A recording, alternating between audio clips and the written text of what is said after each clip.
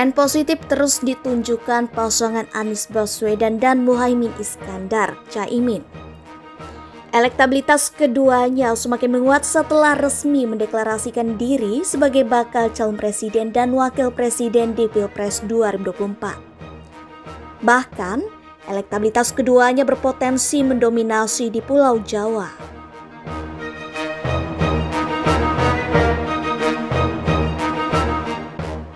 Selain itu, Anies juga mengalami penguatan di seluruh provinsi besar di Pulau Jawa, baik Jabar, Jateng maupun Jatim.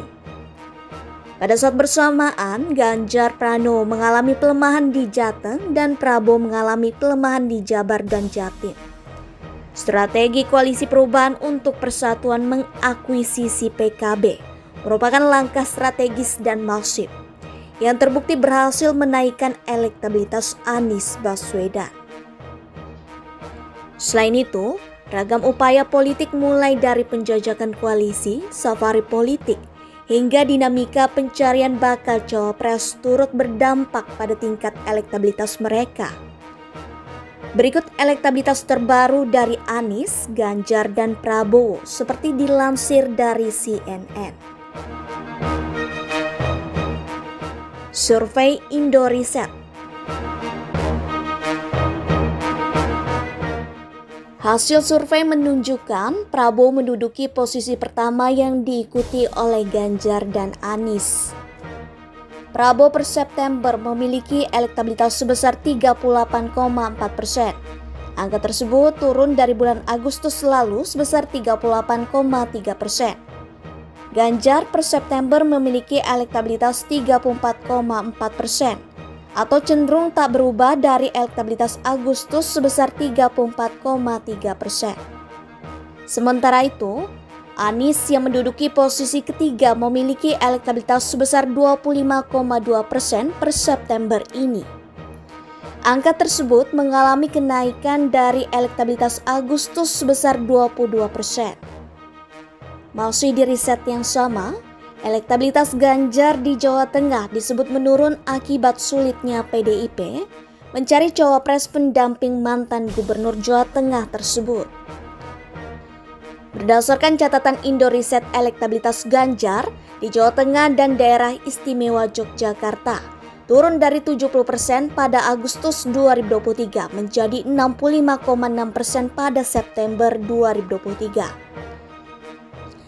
Di Jawa Timur, elektabilitas Ganjar turun menjadi 43,9% dari 46,1%.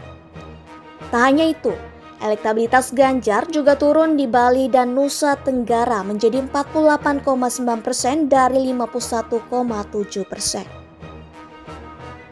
Akan tetapi, elektabilitas Ganjar justru naik di Jakarta dan Banten, Jawa Barat dan Maluku Papua. Di Jakarta dan Banten, elektabilitas Ganjar naik menjadi 21% dari 16%. Di Jawa Barat naik menjadi 22,3% dari 18,1%. Dan di Maluku, Papua naik menjadi 37,5% dari 27,5%. Lebih lanjut, Indoriset menyebut elektabilitas Anies di Pulau Jawa mengalami kenaikan usai mendeklarasikan Caimin sebagai bakal cawapres. Elektabilitas Anies di Jawa Timur naik dalam 2 bulan terakhir atau Agustus dan September dari 12,8% menjadi 22,2%. Indoriset mengatakan elektabilitas Prabowo mengalami penurunan di Jawa Barat dan Sumatera. Akibat ia tidak ada lagi sinyal dukungan yang jelas dari Presiden Jokowi.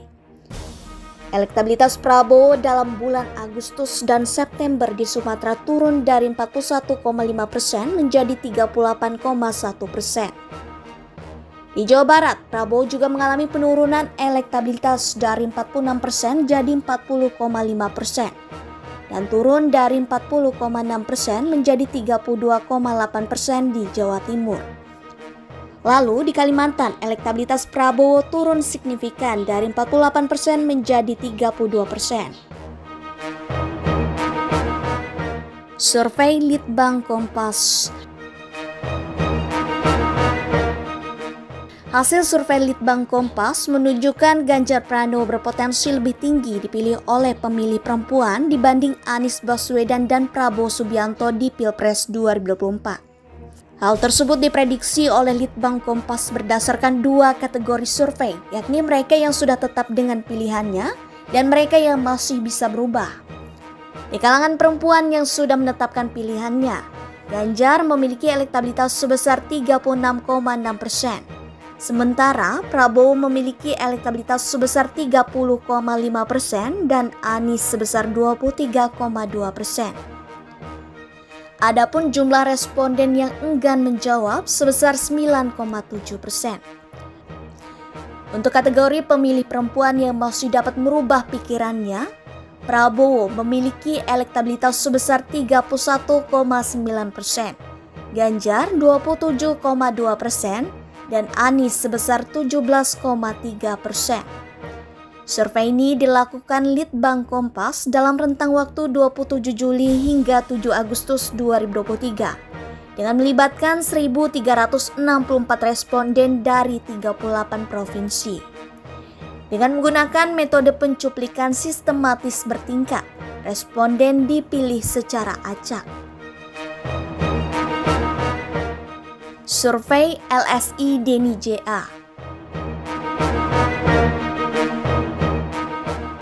Hasil survei LSI Denny JA menunjukkan elektabilitas Prabowo Subianto tertinggi di kalangan Nahdlatul Ulama dibandingkan Anies Baswedan dan Ganjar Pranowo. Warga NU yang memilih Prabowo sebesar 36,2%, Ganjar 35,5%, dan Anies 17,9%. Berdasarkan hasil survei yang sama, elektabilitas Anies tertinggi di kalangan Muhammadiyah, diikuti oleh Ganjar di posisi kedua dan Prabowo di posisi terakhir. Anies memperoleh 45,2%, unggul dibandingkan Prabowo 20,8% dan Ganjar 33% di kalangan Muhammadiyah.